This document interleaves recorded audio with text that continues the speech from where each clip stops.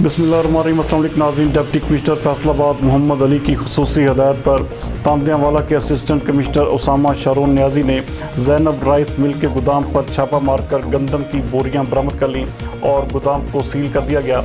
हमारे नुमाइंदा खुसूसी अहमद बिलाल बलोच के मुताबिक असिस्टेंट कमिश्नर की सरबराही में चीफ ऑफिसर इकरामुल्लाह सिंधु ने बड़ी कार्रवाई करते हुए उकाड़ा रोज़ नज़द बोदियावाला पर वाक़े राइस मिल्स के गोदाम से गंदम की 300 बोरियां बरामद करके गोदाम को सील कर दिया।